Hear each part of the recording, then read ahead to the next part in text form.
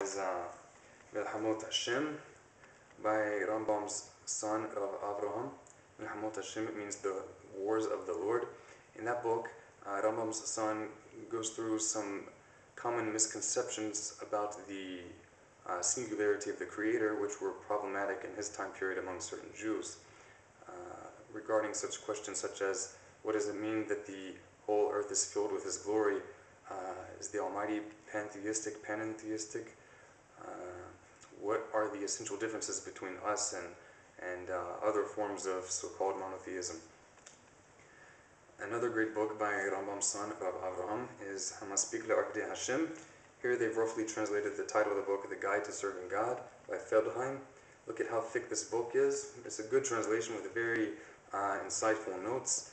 Even though it's this thick, it's not even a quarter of the length of the book. It's well worth the read. Very good book. Another book that you should take time to read in your pastime is Duties of the Heart, Hhovoth, which is by Rav Bahhyah ibn Pequda. This is well loved among religious Jews throughout the world, and rightly so. Emunoth, Faiths and the Opinions, by R Saadiah Gaon.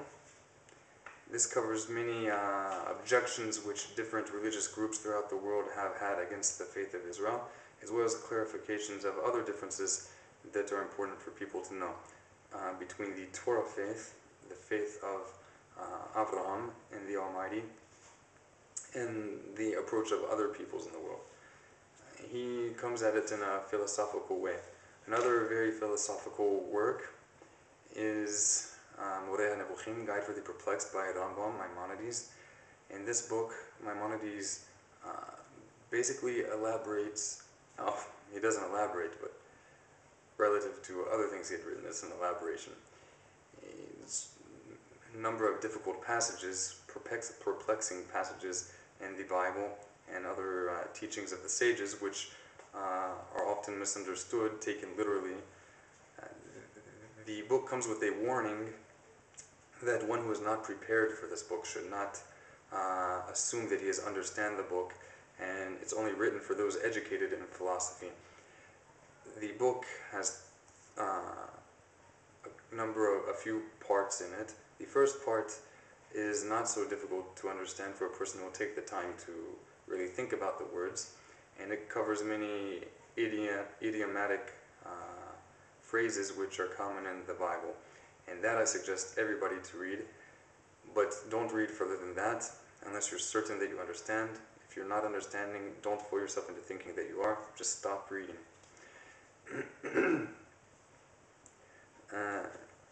In that first part of Guide for the Perplexed, Rambam covers major issues and fundamentals regarding the singularity of the Creator and His incorporeality.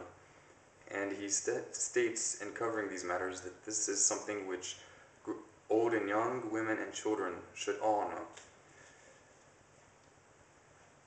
know. If you're looking for a good commentary to the Torah, I suggest Rav Shimshon Raphael Hirsch's commentary to the Torah.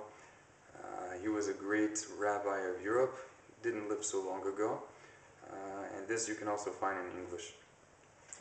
Now, if you're wondering why I mentioned so much of Rambam, Maimonides' teachings, don't at all let it enter into your mind that I consider other books useless. Far be it. There are many, many great works on Torah and Jewish history. Many great rabbis and teachers of the people of Israel have written compositions well worth reading. I mentioned so much about Rambam for two main reasons. One, because he was in a direct line of teachers, guides of the people of Israel, going from the tradition which he received from the Gaonim, which of whom had received the tradition from the Amoraim and back to the Tanaim in a straight line. This is known for a fact with regard to Rambam. Even the names of who these different rabbis were in this line. Another main reason is because Rambam's approach is holistic. He's the only sage leader of the people of Israel who put together a entire body of literature which gives access to the educated and the uneducated with regard to learning the will of the Almighty in a systematic manner, in a logical manner. And he made great effort to use only the most accurate texts and the most logical approach which he was able to do so. He was well versed in science, astronomy, medicine for his time period, and was open to correction whenever he realized mistakes, and was extremely humble. This is obvious to anyone who reads his texts,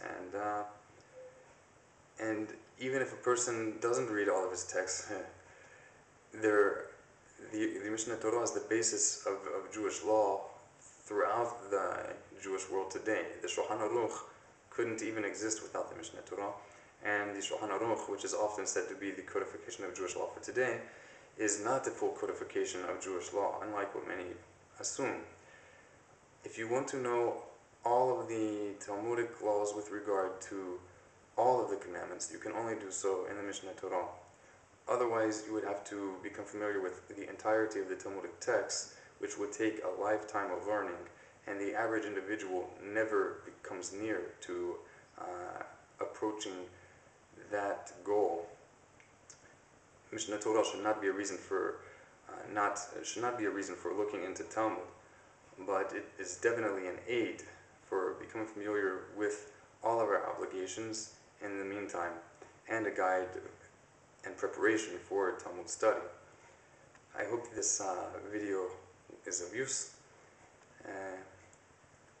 Let me know if you get any of these books, what you thought about them, and I wish you the best. May HaShem bless you in all your ways and grant us all insight and humility to further know His will and be a greater light to the world and to each other.